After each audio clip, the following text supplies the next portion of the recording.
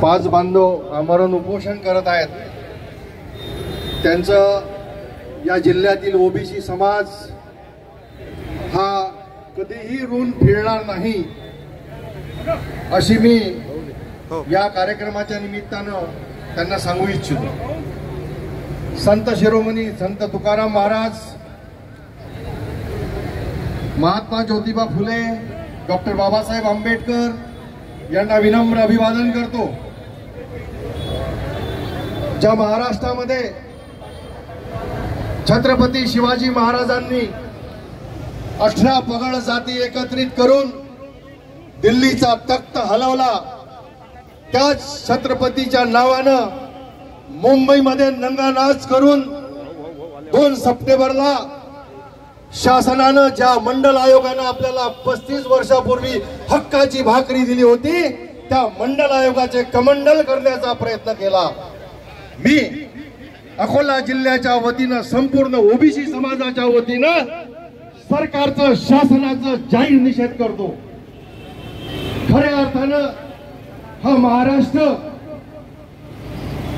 मराठा आणि ओबीसी या वादामध्ये पडणारा नाही, परंतु या दोन्ही समाजाला झुलवत ठेवायचं आणि आपली पोळी शेकून घ्यायची अशा प्रकारची परिस्थिती या ओबीसी समाजावर आली। मी सांगू इच्छितो की माझ्या पहिले जे वक्ते आहेत त्यांनी सांगितलं की संख्या एकदम कमी आहे। संख्या कमी नाही, एक माणूस 1000च्या बराबरी नाही। आज असं समजा की इथं लाखो ओबीसी बसलेले आहेत, म्हणून या ओबीसीच्या मार्फत शासनाला पुन्हा मी इशारा देऊ इच्छितो की 2 सप्टेंबरचा जो धूळफेक करणारा एक शासन निर्णय आहे, त्याच्यामध्ये कुठल्याही प्रकारची राज्यघटनेला धरून तो नाही। यांनी मुंबईमध्ये गुलाल उधळला।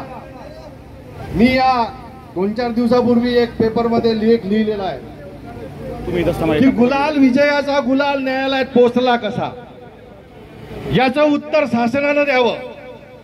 कारण हैदराबाद गॅझेटियर मध्ये कोणत्याही माणसाचं नाव नाही, कोणतेही आडनाव नाही, फक्त जातीचा उल्लेख आहे। मराठा किती, कुणबी किती, मग तरी तुम्ही तो अशा प्रकारचा शासन निर्णय काढता। 1972 नंतर महसुली नोंदी झाल्या, त्यानंतर खऱ्या अर्थानं त्याला आधार आहे। म्हणून माझी विनंती आहे सरकारला की त्यातला मराठा शब्द काढून टाका, त्यातल्या अनेक गोष्टी ज्या ओबीसीला घातक आहेत त्या काढून टाका। हा जर ओबीसी रस्त्यावर आला महाराष्ट्रामध्ये तर महाराष्ट्रातला एकही मंत्री, आमदार सत्ताधारी पक्षाचा रस्त्यानं फिरणार नाही। दुसरी महत्वाची गोष्ट की सरकार आपल्यावर वारंवार का अटॅक करताय, कारण आपण जातीचं कार्ड करतो। यानंतर माझी सर्व ओबीसींना विनंती आहे की कोणी कुणबी नाही, कोणी माळी नाही, कोणी धनगर नाही, कोणी तेली नाही, आम्ही फक्त ओबीसी आहोत। आणि हा जर ओबीसी पूर्ण रस्त्यावर आला तर सरकार काय, सरकारला झुकल्याशिवाय पर्याय राहणार नाही। आपले फ्रॅक्शन करण्यात येत आहेत, आपल्यावर अटॅक करण्यात येत आहे। त्यांना पूर्णपणे अभ्यास केलेला आहे की हा ओबीसी येत नाही, 2 महिन्यानंतर ताकद दाखवून द्या। त्यावेळेस पक्ष विसरा आणि फक्त एकच लक्षात ठेवा की मी ओबीसी, आणि दणका द्या 2 महिन्यानंतर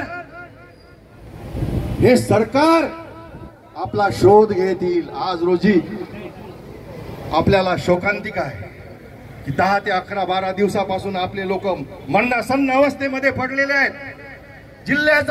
जिल्हाधिकारी काय करतोय